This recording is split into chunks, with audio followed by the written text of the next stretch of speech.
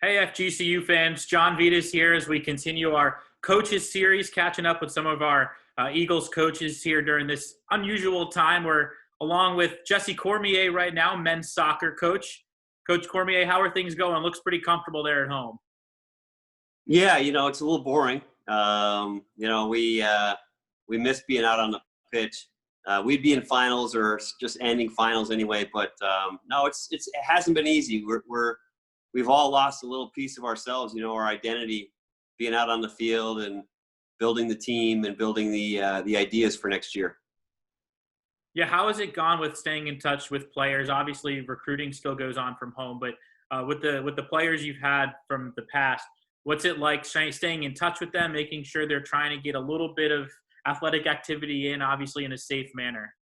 Well, you got to be smart because you want to have effect. And we had a Zoom meeting, or the guys had a Zoom meeting on their own, which I thought was really good. And they've been kind of connecting with the new guys coming in.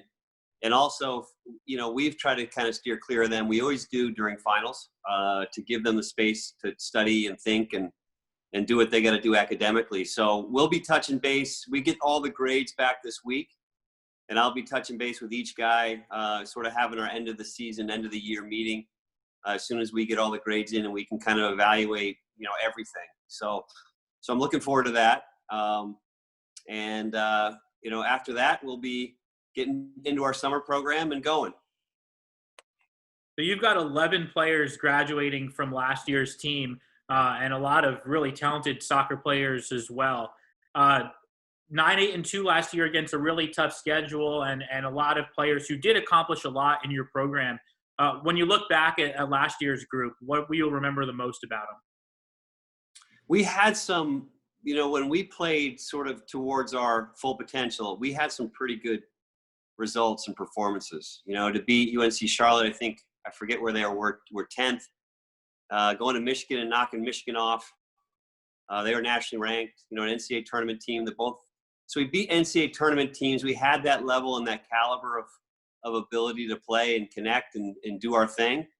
But at the same time, I thought we got a little sloppy at times. We lacked a little bit of discipline. Our defending was a little inconsistent. Maybe lost a few games and conceded goals that we could have tightened up and prevented.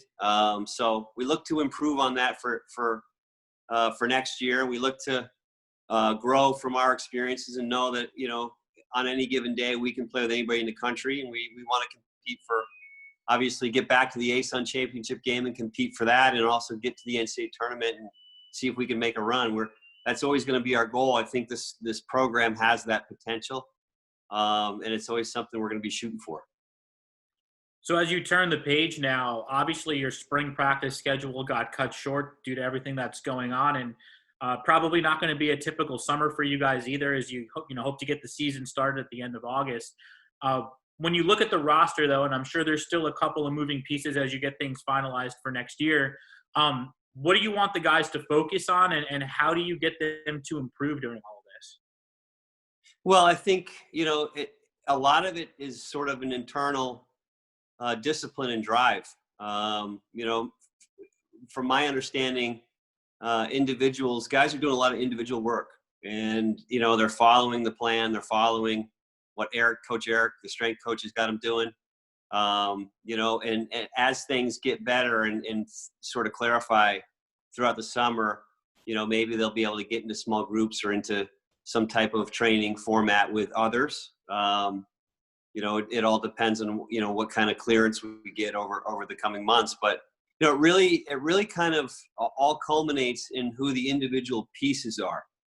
Are they willing to go out and, do the conditioning and the strength work that they need to do? And are they willing to do the ball work, and spend that time? And it all comes down to, for me, each program that, in the ASUN and, throughout the country it's going to culminate in how many guys actually do that. And I have confidence in our guys that they have that drive, kind of internal drive, getting to the championship game and, having a 1-goal lead with about 20 to go on the road to get to the NCAA tournament and being that close. I think that fuels quite a few fires of the guys that are returning. So overall, I think, I think there's a lot there. There's a lot of motivation for us. And I'm more than hopeful. I have a lot of faith that our guys are doing it. Let's get into a few of the names that some Eagles fans should be aware of going into the fall. You do return one of your top scorers in Ovante Mullings, despite losing a couple of key offensive players, namely Shaq Adams, who had a great 4-year tenure in Fort Myers. Yep. Really good experience on the backside, especially in your goalkeeping duo. Gustavo Vasconcelos and Connor Gavigan have a lot of experience in net for you. How do you kind of assess strengths and weaknesses, and are there any other names you think Eagles fans should be aware of? Yeah, I mean, I think, if you look at our attack and the returning pieces, Ovante sticks out. Ovante's got some special qualities, and I think he's starting to become an upperclassman. He's been studying a lot of things over the last couple months in terms of leadership and being more of a catalyst for other guys to grow and improve. So I think he's going to be an important piece. We have some young guys that people aren't familiar with. Aiden Jacomba was a freshman last year, scored a few goals for us. Alex Bouchard and guys who I think, can step into roles and have really, really put some time in to develop their game and themselves to improve and be prepared. Obviously guys coming in, we have some pieces that, I never say that a senior is going to be replaced. You just have to evolve a little differently.